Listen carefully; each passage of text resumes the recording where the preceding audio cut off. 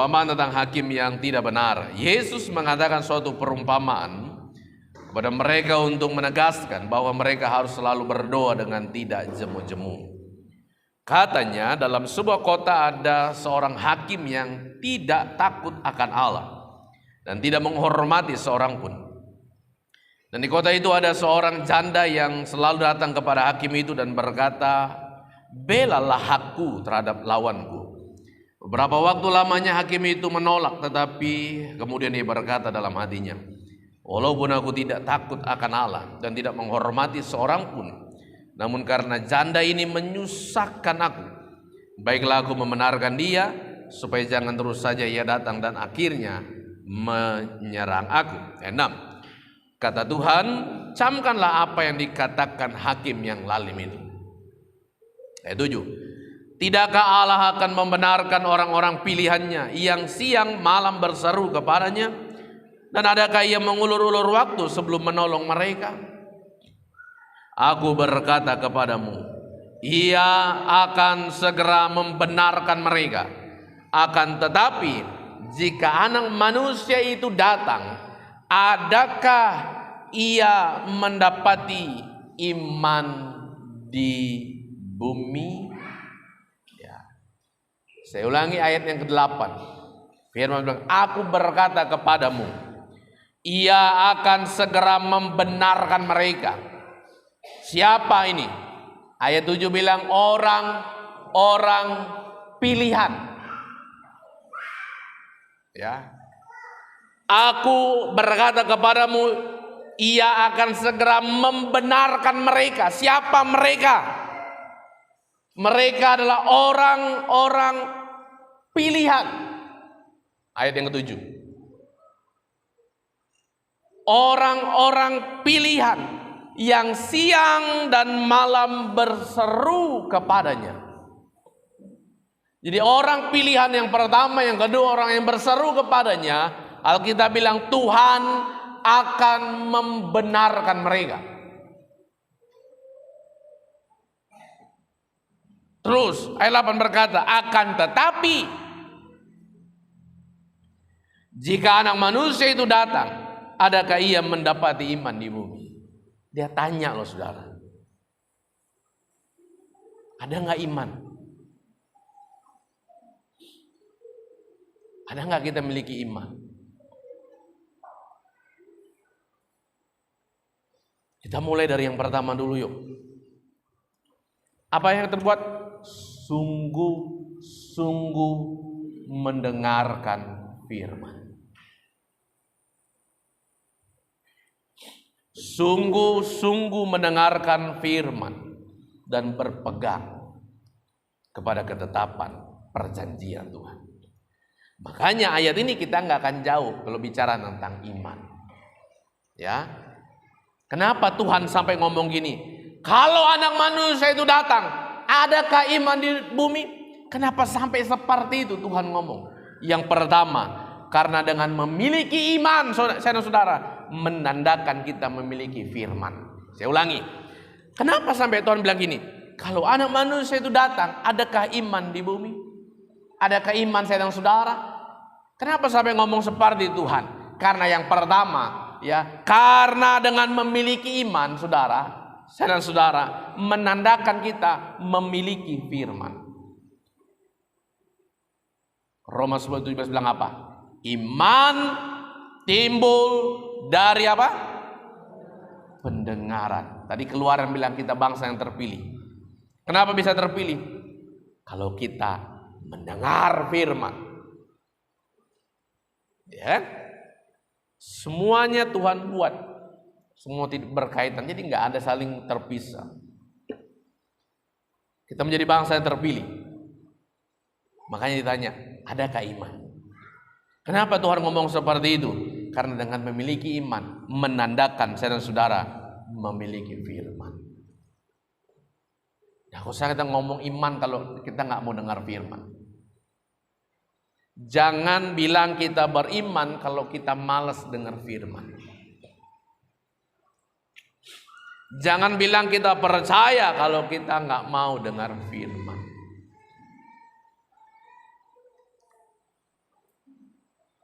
Kalau nggak bisa baca, dengar firman, datang ibadah supaya saudara dengar firman. Ya. Ketika kita datang ibadah, kita dengar firman. Dengan kita dengar firman, iman kita timbul. Kenapa sampai Tuhan bilang, kalau anak manusia itu datang, dia akan tanyakan, adakah iman di bumi ini? Adakah iman di setiap saya dan saudara? Karena ketika dia jumpai, contoh ada satu bapak, dia lihat, oh ada imannya, menandakan dia ada firman dalam hidup. Yang kedua, kenapa sampai Tuhan mempertanyakan, adakah iman di bumi? Yang kedua, karena dengan iman menandakan kita percaya akan Yesus. Karena dengan iman itu menandakan saya dan saudara percaya akan Yesus. Banyak orang buat acara KKR di lapangan terus banyak yang alami kesembuhan. Pertanyaan saya, apakah semua yang sembuh itu adalah orang Kristen? Mungkin juga ada 1-2 orang yang bukan Kristen saat itu. Pertama dia mungkin pas lewat dia dengar khotbah, terus dengar panggilan altar call dia maju. Atau juga mungkin pedagang di situ, saking banyaknya orangnya jualan nih. Begitu dia jualan, dia dengar khotbah, dengarkan firman. Ketika dia bilang yang percaya Yesus dapat menyembuhkan, terus waktu itu dia percaya, Yesus sembuhkan dia. Ya kan? Iman menandakan kita percaya kepada Yesus. Ya. Dan yang ketiga, ya. Kenapa sampai Tuhan bilang, adakah iman di muka bumi ini? Yang ketiga, dengan iman kita dapat bertahan di dalam segala godaan.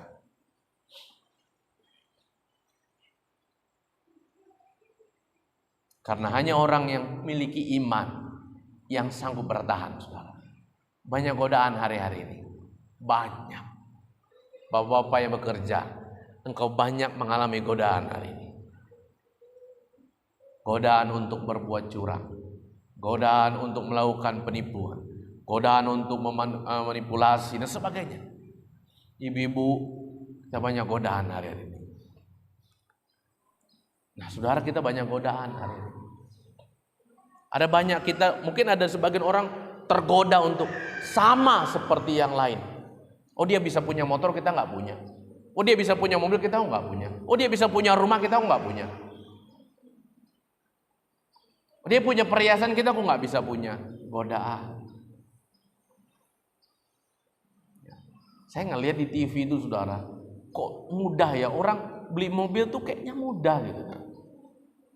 Tapi masa sulit sekarang ini, iya uang susah ya, tapi kok kita ngelihat orang kok mudah ya, beli harga sekian tuh mudah loh.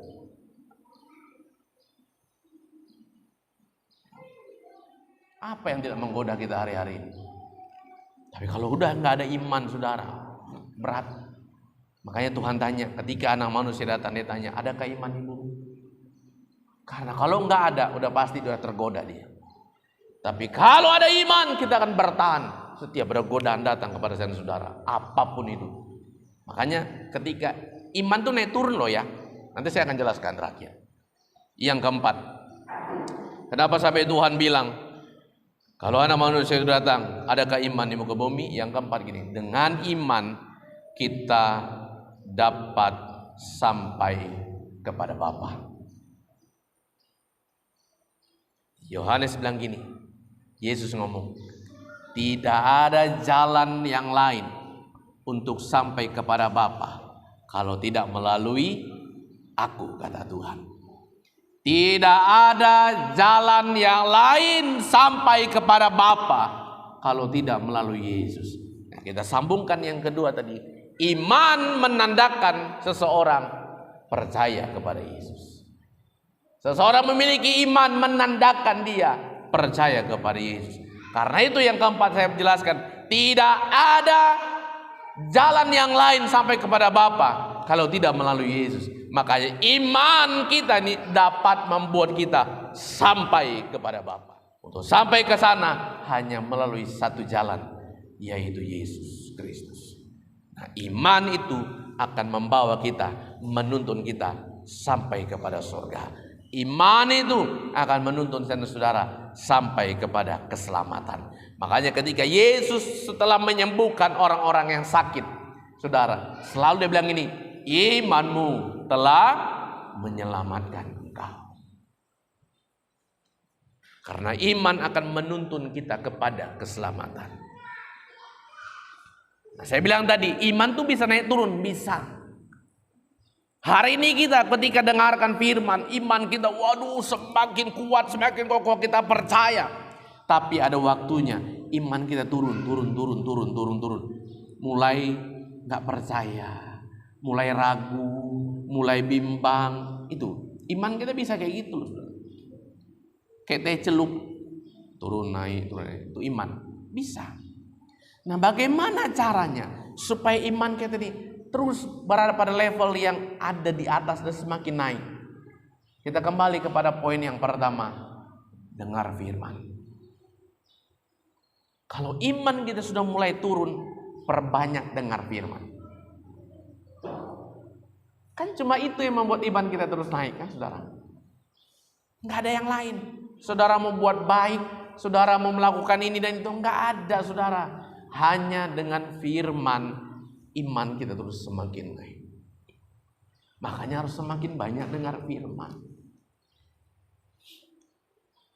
Jangan saudara pikir saya nggak dengar khotbah saudara. Ya, saya dengar khotbah.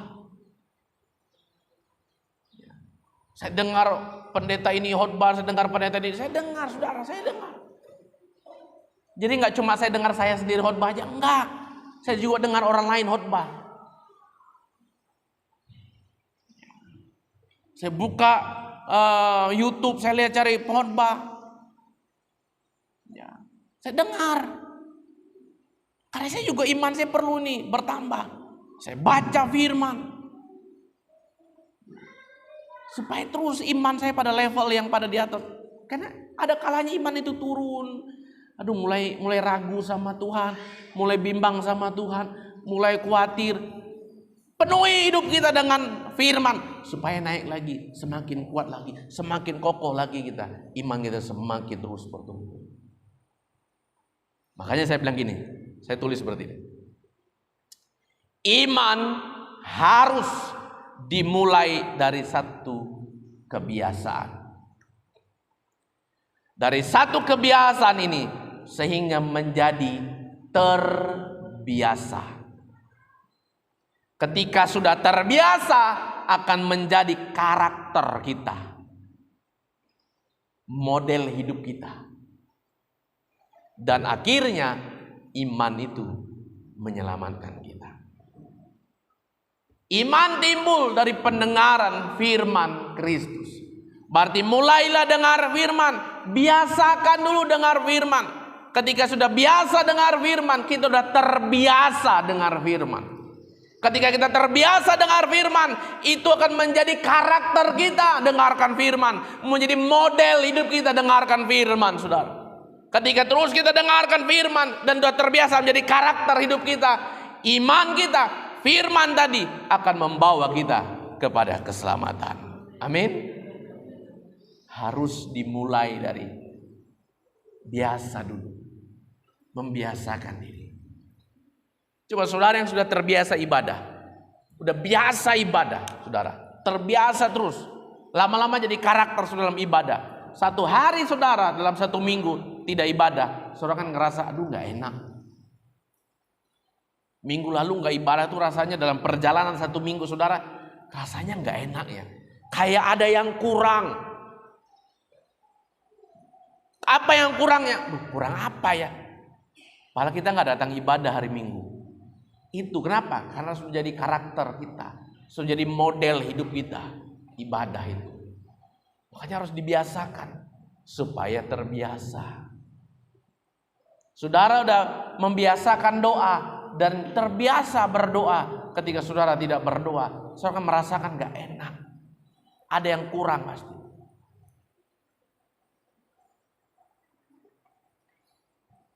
Saudara yang masak, ibu-ibu yang masak. Udah dalam keluarga ada suami ada anak-anak. Karena ibu suka masak dan terbiasa menggunakan gula, pakai gula, terus satu waktu masak nggak dikasih gula, yang makan akan bilang gini, ada yang kurang rasanya. Apa bumbu apa yang kurang ya? Kenapa? Karena gulanya nggak dimasukkan. Kenapa seperti itu? Karena udah terbiasa setiap ibu masak, ibu kasih gula. Terus tiba-tiba nggak dikasih gula, karena ada yang kurang.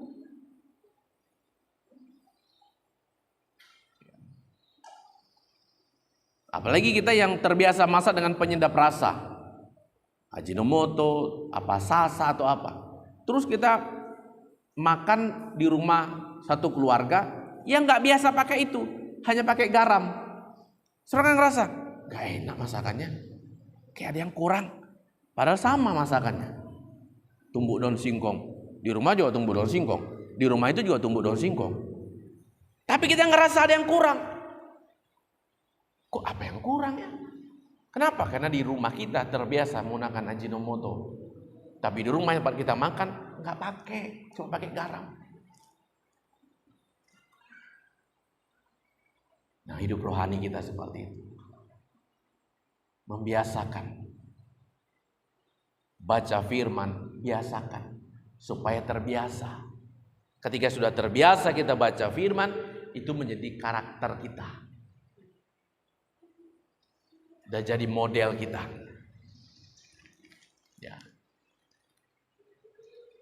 Ya udah mulai dari kebiasaan. Makanya mulai baca baik-baik cerita tentang wanita ini. Wanita ini datang terus. Dia tidak berhenti datang mengetuk pintu pengadilan. Kalau hakimnya hakim yang lalim, hakimnya nggak kenal Tuhan. Sampai hakimnya bilang gini, ini kalau saya nggak bela perkaranya, setiap hari ibu janda ini akan terus mengganggu saya. Itu, ya, berkaitan semua. Kalaulah ibu janda ini ketok sekali, 2 kali terus selesai, udahlah, saya nggak digubris, udah cukup, ngapain lagi saya harus ketuk-ketuk gitu pengadilan hakim ini. Udah 3 kali saya ketuk, udah 5 kali saya ketuk, dia nggak juga membela hak saya, sudah selesai, maka dia tidak akan ngalami. Tapi saudara baca baik-baik, setiap hari wanita ini datang, dia terus menerus. Makanya di ayat 7 bilang gini, tidakkah Allah akan membenarkan orang-orang pilihannya yang apa saudara? Siang malam berseru kepadanya, nggak berhenti. Kita mau membiasakan ini sehingga kita menjadi orang yang terbiasa. Ketika kita terbiasa, itu menjadi karakter kita, jadi model hidup kita. Karena semua itu akan membawa kita kepada keselamatan. Kalau ada pertanyaan hari ini, adakah iman di bumi? Adakah imanmu? Munculkanlah imanmu dulu, mulai dari baca firman.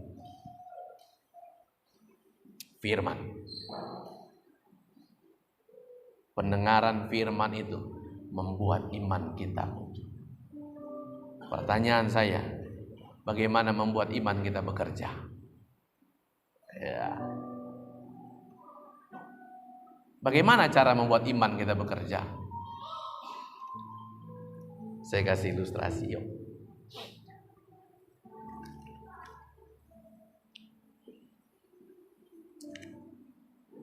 Suruh dengarkan baik-baik.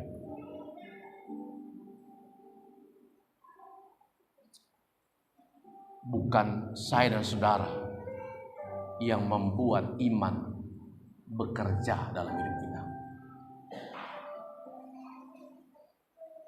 Saya ulangi, bukan bagian kita membuat iman itu bekerja dalam. Alkitab bilang gini, baca firman, dengarkan firman, dengarkan firman, dengarkan firman, dengarkan firman, dengarkan firman, dengarkan firman, supaya imanmu timbul. Kalau iman kita timbul, untuk bekerja iman itu bukan urusan kita, itu urusannya Tuhan. Tuhan nggak tanya gini, ketika anak manusia itu datang, adakah iman bekerja di muka bumi ini? Yang dia cuma tanya gini, ketika anak manusia itu datang, adakah iman?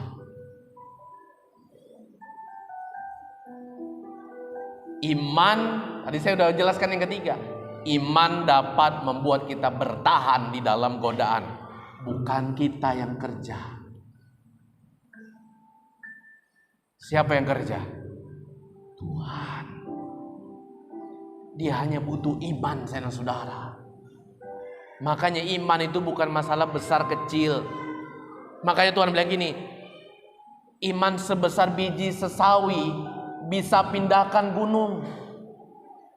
Bukan masalah karena iman kita besar sehingga kita bisa mengatasi semua. No, salah. Tuhan hanya butuh iman dari saya dan saudara.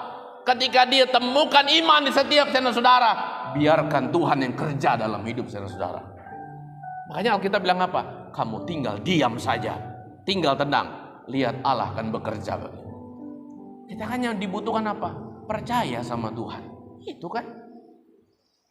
Bukan terus iman kita bergerak, terus iman kita harus bisa nyembuhkan. No, salah. Kita nggak punya kuasa apa-apa untuk merubah apapun, saudara. Yang punya kuasa untuk merubah segala sesuatu adalah cuma Tuhan. Makanya dia cuma butuh iman kita. Iman itu dari mana? Ketika engkau mendengarkan firman. Semakin kau banyak dengarkan firman, semakin iman kita bertumbuh, timbul. Begitu timbul, saudara, iman kita, Tuhan tinggal pakai iman itu untuk mengatasi apapun dalam hidup saudara. Ya, saya ulangi, ketika iman itu timbul dalam hidup saudara, tinggal Tuhan pakai iman itu untuk mengatasi apapun yang saudara alami dalam hidup. Jangan berpikir karena imanmu besar sehingga Tuhan melakukan hal-hal yang hebat. Makanya saya bilang gini, kenapa Elia bisa menghentikan hujan? Kenapa Elia bisa mendatangkan hujan? Alkitab bilang ini, dia manusia biasa sama seperti kita.